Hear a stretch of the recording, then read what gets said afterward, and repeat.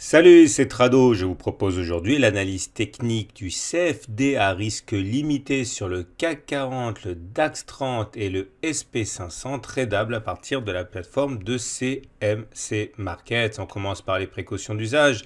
Il ne s'agit que d'une analyse technique, elle ne tient pas compte des fondamentaux. Ce sont les fondamentaux qui doivent vous guider dans vos décisions d'achat et de vente. L'analyse technique n'est qu'un outil complémentaire. On commence par le CAC 40 en données mensuelles, c'est-à-dire que chaque bougie que vous voyez là correspond à un mois de cotation avec les plus bas et les plus hauts du mois. Nous sommes donc ici actuellement sur une bougie inachevée puisque nous sommes qu'à mi-octobre. Alors la chose la plus évidente ici est de constater que nous avons ici une résistance. Cette résistance a été l'objet de tourments pour le CAC puisqu'on a échoué ici ou encore là à plusieurs reprises, et c'est finalement sur cette bougie qu'on a réussi à dépasser les 5100 dans un mouvement de throwback, c'est-à-dire de retour sur les résistances cassées. On a rebondi convenablement, ce qui est assez classique, et nous devons donc nous départir des précédents sommets ici à 5400 avant éventuellement d'aller chercher les 6000. Les indicateurs techniques ne militent pas néanmoins pour un grand fleuve tranquille parce que même s'ils sont bien orientés, regardez, le MACD au-dessus de son signal, le RSI au-dessus de 50, le momentum est au-dessus de 0, donc à cet égard, pas de problème. Par contre, il y a des divergences baissières, vous pouvez le voir en unité de temps mensuelle.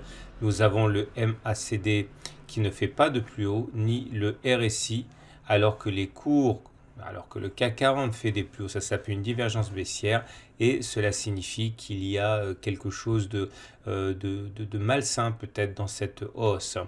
On enchaîne avec l'unité de temps hebdomadaire, à savoir donc que chaque bougie correspond à une semaine de cotation. Et là encore, la tendance semble clairement établie, elle est haussière puisque vous le voyez, les pics montent, les creux montent. Nous sommes au-dessus de la moyenne mobile à 30 semaines qui elle-même est ascendante et également au-dessus de la Kijun, de la Tenkan et du nuage. Bref, tout semble militer pour une tendance haussière. Néanmoins, il faudra bien comprendre que pour pérenniser tous ces éléments, eh bien, il faudra réussir à inscrire des plus hauts haut donc que les précédents sommets ici, ce qui ne sera pas forcément une mince affaire parce que ça voudrait dire aller chercher les 5400 qui ont déjà été l'objet de blocage préalablement, donc il faudra faire attention à cette zone, même si pour l'instant, encore une fois, tout semble bien établi. On passe au CAC 40 avec les indicateurs techniques et là aussi les choses sont plutôt bien orientées. Vous voyez le MACD au-dessus de son signal, le RSI au-dessus de 50 et le momentum est au-dessus de 0. Il n'y a pas de divergence, donc au niveau des indicateurs, il n'y a pas de souci à se faire.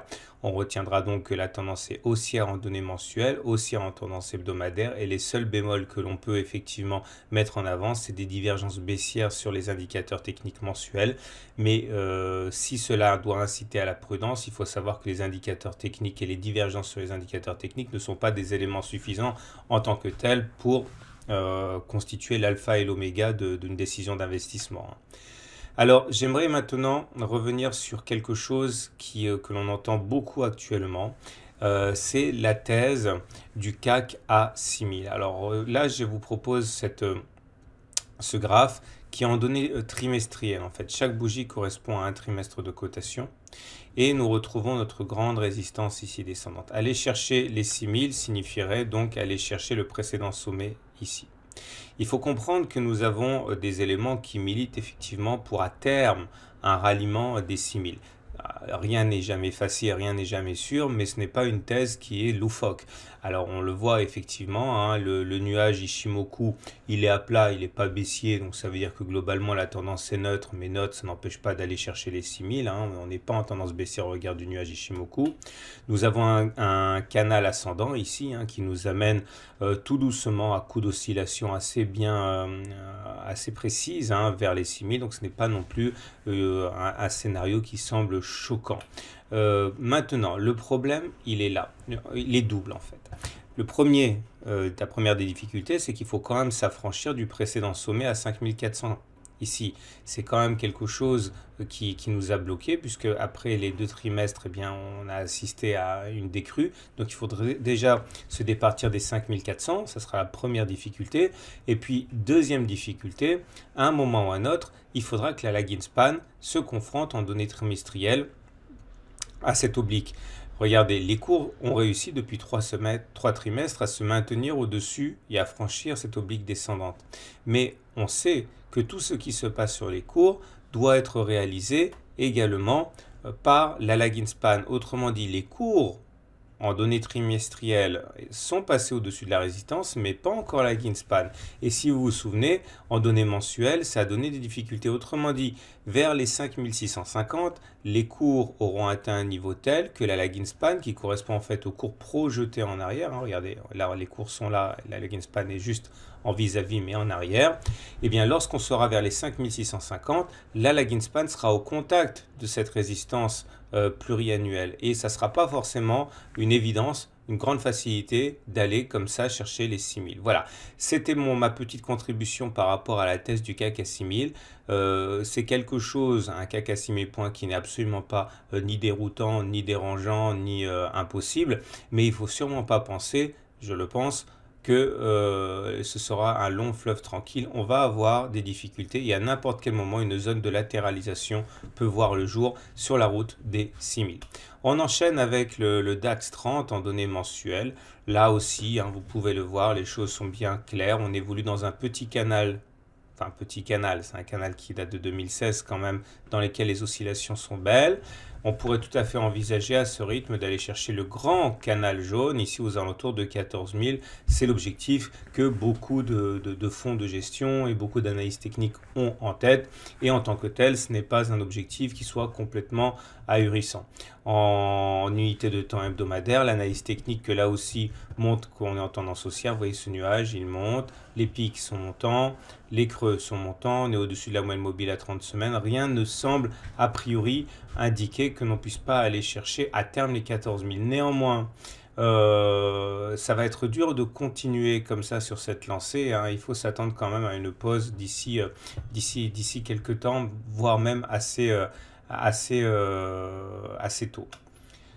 J'aimerais là aussi apporter un petit bémol. Il y a une vague de Wolf sur l'analyse technique du graphe hebdomadaire du DAX. Regardez, la vague de Wolf est constituée par 3 sommets que l'on va relier. 1, 3, 5 qui tiennent sur une ligne droite. Et il s'agit de numéroter 2 et 4, les creux qui sont entre les sommets. Alors le petit 2 qui n'apparaît pas, et le 4 qui est là. Et ensuite, vous tracez la demi-droite 1, 4, ça vous donne un point de percussion qu'on va appeler point 6, qui pour l'instant pas réalisé. Mais selon la théorie des vagues de Wolf, eh bien, il faut s'attendre à un moment ou à un autre à un retour sur le point 6, ici. Et même si toutes les vagues de Wolf ne se réalisent pas, il faut savoir qu'elles se réalisent quand même assez souvent. Et si on décide d'acheter maintenant pour aller vider par exemple les 14 000, il faut savoir que de toute manière, il y a cet objectif qui est d'aller chercher les 11 750 à un moment ou à un autre, sans que l'on puisse dire précisément quand cela va arriver.